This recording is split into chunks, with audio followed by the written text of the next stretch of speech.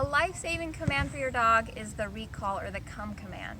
I like this to be a different word than one you might use inside. Inside, you might call your dog to you for dinner or just for company.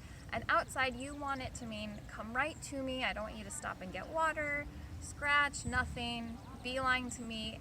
And then we're gonna play. We're gonna make it fun. You never ever wanna call your dog for something they don't wanna do, something they might find as punishment, say like a bath. So I'm going to outline the steps for you on how to have your dog reliably come to you every single time. So follow along.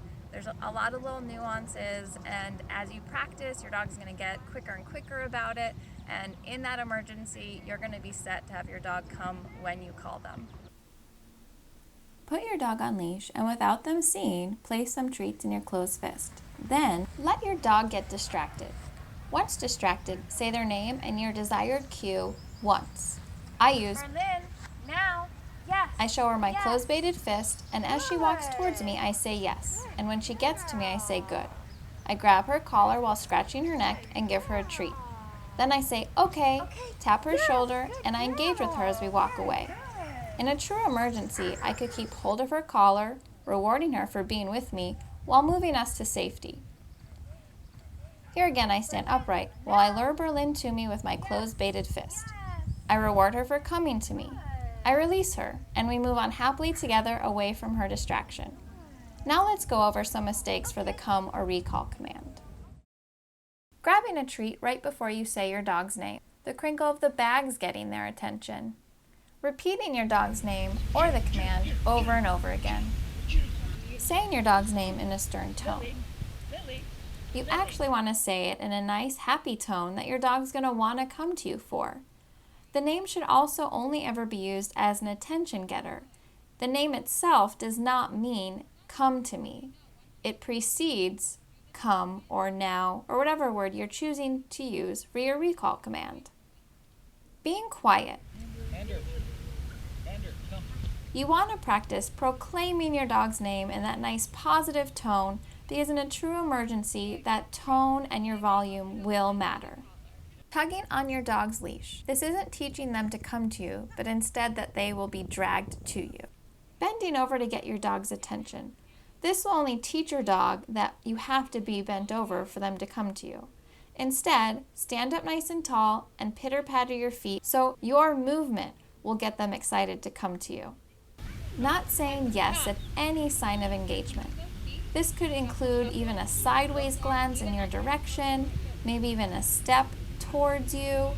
Maybe they're even walking backwards, still curious about that distraction, but that's much better than them pulling further and further away from you. So remember to say yes at any sign of engagement. Not grabbing your dog's collar while scratching their neck. It's important to desensitize and condition your dog to enjoy you grabbing their collar, because in an emergency, they may not have their leash and you don't want them to question getting grabbed and petted by their collar.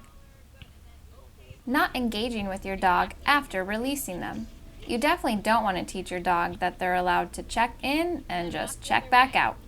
So create a chain behavior that they come to you, they get petting, you get to play, and you're going to move away from that distraction.